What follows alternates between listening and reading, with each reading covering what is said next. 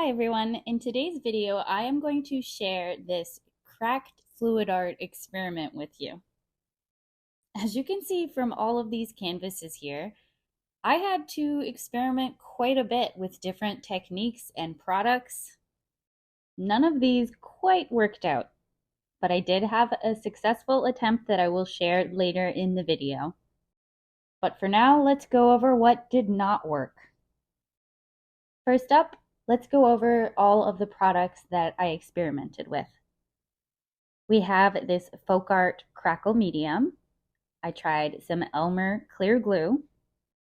And lastly, I don't have the bottle anymore, but I used the Deco Art Crackle finish. So those are the three products I tried, and this is what I was aiming for. I created this piece a while back, and the cracking was an absolute accident. It was the middle of winter, my pouring medium was on my porch, and it was freezing cold. I put the glue over and came back, and it had cracked wherever I put the glue. And I think the crackle effect looks amazing, but it's also pretty messy in parts, just uneven. So I wanted to attempt it again, but make it even better. So this was my first attempt. I put the glue in the fridge, and then I poured stripes of it on top of a freshly poured fluid art piece, just using my regular Floetrol and acrylic paint. And you can see the lines, but they haven't cracked at all. It doesn't look the same. It didn't quite work out as I was expecting it to. So next, I used room temperature glue, and I put my Floetrol, my pouring medium, in the fridge. I poured my painting as usual. I put the glue on top after, and this is what I ended up with. So at least this time, I did get a few little cracks, especially in the corners. But I put a lot of glue on this, and some of it's cracked, but other parts, the glue just looks shiny on top. You can see cracks here, cracks there, and then right there it didn't crack at all. So again, this one didn't quite work out. On to my next attempt.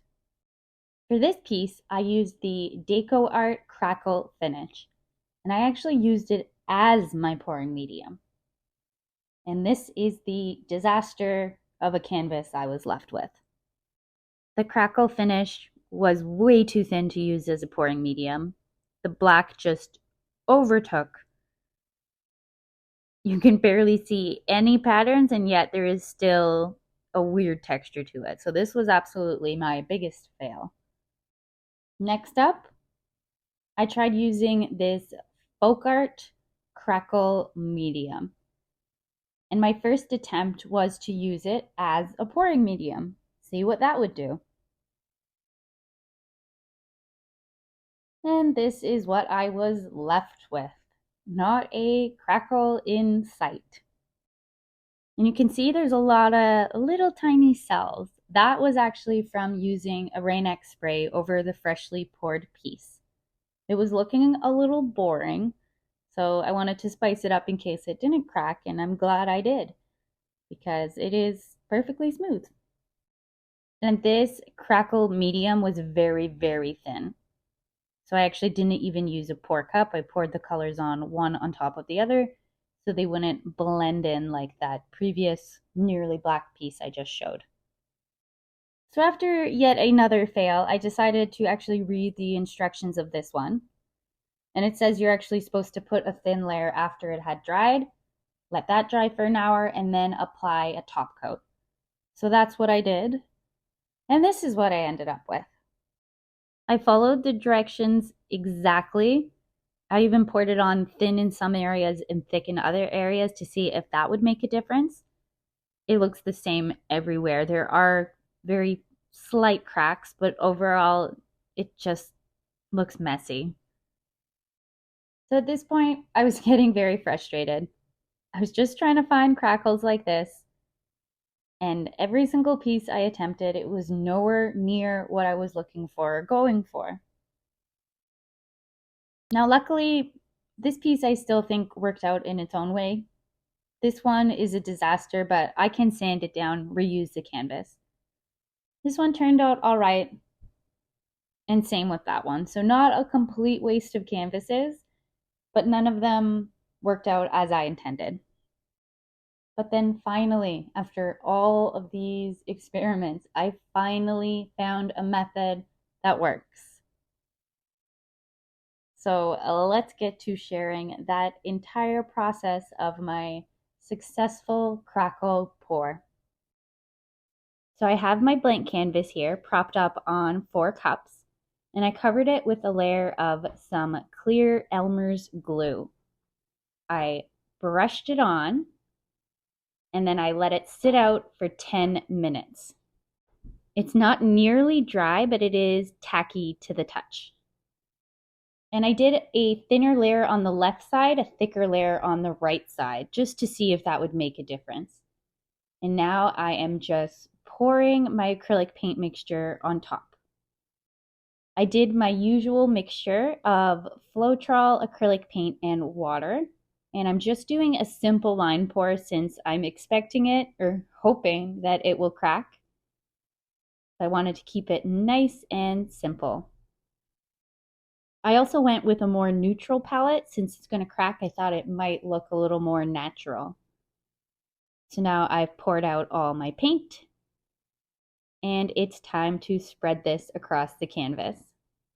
We will see if it will pour nicely over the glue. And it does. It's working just like a base layer. It's not sticking to the glue at all. So I'm just spreading it over each corner. I actually probably used more than enough paint here.